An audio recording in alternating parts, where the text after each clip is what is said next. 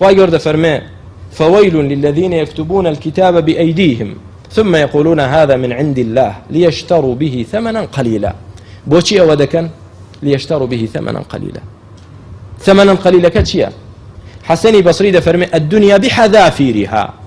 ئەگەر هەموو دنیا هەر هەموو دنیات بدەنێ بۆ ئەوەی حرامێک بۆ خەڵک حەڵاڵکەی والله ئێستا ثەمەنەکە قەلیلە. ئەو بەهایەی کە درایەتۆ لەسەر ئەوەی کە حرامێکت حەڵاڵ کرد ئەو بەهایە چ بوو درایەتۆ ئەو ثەمەنە ئەو نرخە هەموو دنیات بدرێتێ ئێستا قەلیلە. خوا دەفەرمێ قەلیلە زۆر کەمە.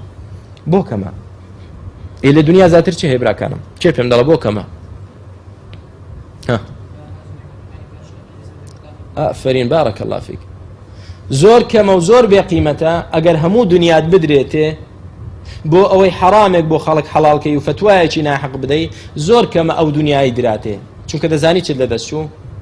دینەکەت لەدەست چوو، ئیمانەکەت لەدەست چوو، چونکە بەهەشتت لەدەست چوو، ئەو خۆشیەی بەهەشت کەواتە دنیا بۆیە خوای گەورە ناوی ناچی لیەشتەڕوا به ثەمەنەن قەلیلا، ثەمەنێکی قەلیل.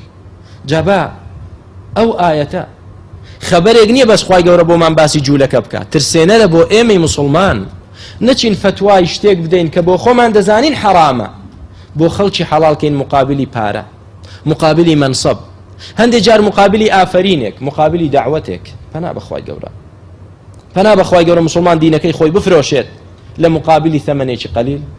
بۆیە خوای گەورە دوو هەڕەشەیان لێ دەکات لەو جۆرە کەسانە. فويل لهم مما كتبت أيديهم وويل لهم مما يكسبون. ويل لهم جهنم بهلاك چون بۆ ئەو کەسانەیە بەهۆی ئەو شتەی کە نووسیان و دایانە پاڵ ئیسلام، دایانە پاڵ خوای پەروەردگار. ویل بۆ ئەو کەسانە، ویل بۆ ئەو مبتەدیعانەی کتێبی بیدعە دەنووسن دەشی دەنە پاڵ ئیسلام، ویل بۆ ئەو کەسانەی کتابی حیزبایەتی دەنووسن و دەیدەنە پاڵ ئیسلام. ویل بۆ ئەو کەسانە. فويل لهم مما كتبت أيديهم وويل لهم مما يكسبون. دیسان جارێکی تریش ویل بۆیان لەسەر چی؟ لەسەر ئەو کەسابەتەی کە بەدەستیان هێنا. چی بەدەستێنا؟